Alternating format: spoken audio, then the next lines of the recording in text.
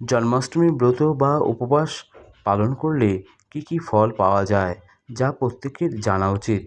শাস্ত্রে এর বিভিন্ন বর্ণনা দেওয়া হয়েছে। জন্মাষ্টমীর উপবাসে সমস্ত পাপ থেকে মুক্তি পাওয়া যায়। সন্দেহ নেই, ভক্ত বিষ্ণুলোকে গমন করে। বৈবস্বত পুরাণ উল্লেখ করা হয়েছে, জন্মাষ্টমীতে উপবাস করলে জীবনের সকল পাপ দূর হয় এবং ভগবান বিষ্ণুর চিরধামে স্থান লাভ করে।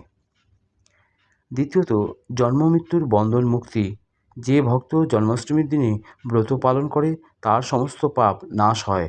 ভগবানের কৃপায় সে আর পুনর্জন্ম লাভ করে না। স্কন্দ পুরাণেও বলা হয়েছে, এই ব্রত পালন করলে ভক্তকে জন্ম মৃত্যুর চক্র থেকে মুক্তি দিয়ে চিরশান্তি প্রদান করে। যে ব্যক্তি জন্মাষ্টমী ব্রত পালন করে ভগবান বিষ্ণু তার সমস্ত কামনা পূর্ণ করেন। পদ্মপুরাণেও উল্লেখ আছে, এই ব্রত জীবনের সব শুভ ইচ্ছা পূর্ণ করে এবং অটল সৌভাগ্য প্রদান করে। নারদ পুরাণেও উল্লেখ আছে, এই উপবাসে অন্তরের অপবিত্রতা দূর হয়, ভগবত প্রেম বৃদ্ধি পায় এবং কৃষ্ণ স্মরণ সহজ হয়।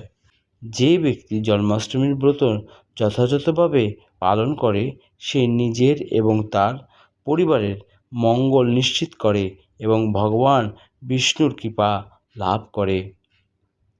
গরুড় পুরাণেও উল্লেখ আছে, এই ব্রত পালনকারী শুধু নিজের নয়, পূর্বপুরুষ ও পরিবারের কল্যাণ নিশ্চিত করে এবং সংসারের অশুভ শক্তি থেকে রক্ষা পায়।